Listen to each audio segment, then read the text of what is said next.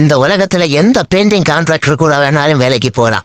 இந்த engineer contractor work மட்டும் போகவே கூடாது. முடியலடா சாமி. எத்தனை பேர் வேணாலும் கூட்டிட்டு வாங்க, இன்னைக்கு வேலையை முடிச்சு நாளைக்கு பாரி வச்சாலும் லேட் ஆனாலும் பரவாயில்லைன்னு சொல்லுவாங்க. இதையும் நம்பி நம்ம ஆளு வேற பெயிண்டிங் வேலைக்கு சம்பந்தமே இல்லாதவங்களை கூட்டிட்டு வருவோம்.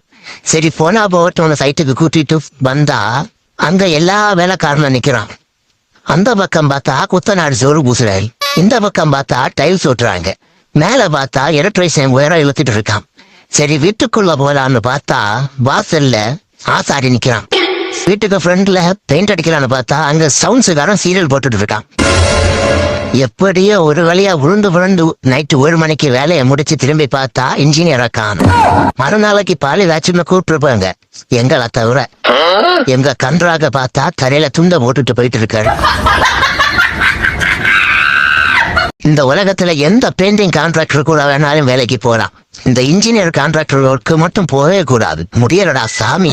எத்தனை பேர் வேணாலும் கூட்டிட்டு வாங்க, இன்னைக்கு வேலையை முடிச்சு நாளைக்கு பாரி வச்சாலும் லேட் ஆனாலும் பரவாயில்லைன்னு சொல்லுவாங்க. இதையும் நம்பி நம்ம ஆளு வேற பெயிண்டிங் வேலைக்கு சம்பந்தமே இல்லாதவங்களை கூட்டிட்டு வருவோம். சரி போனா போகட்டும் சைட்டுக்கு கூட்டிட்டு வந்தா அங்க எல்லா வேலைக்காரனும் நிக்கிறான். அந்த பக்கம் பார்த்தா குத்தநாடு சோறு பூசுறாரு, இந்த பக்கம் பார்த்தா டைல்ஸ் ஓட்டுறாங்க, மேல பார்த்தா எலக்ட்ரிஷியன் உயரம் இழுத்துட்டு இருக்கான். சரி வீட்டுக்குள்ள போலான்னு பார்த்தா வாசல்ல ஆசாரி நிக்கிறான். வீட்டுக்கு ஃப்ரண்ட்ல பெயிண்ட் அடிக்கலான்னு பார்த்தா அங்க சவுண்ட்ஸுக்காரன் சீரியல் போட்டுட்டு இருக்கான். எப்படியோ ஒரு வழியா விழுந்து நைட்டு 1 மணிக்கு வேலையை முடிச்சு திரும்பி பார்த்தா இன்ஜினியரை காணும். மறுநாளைக்கு பாலி வேச்சுன்னு கூப்பிட்டுருப்பாங்க.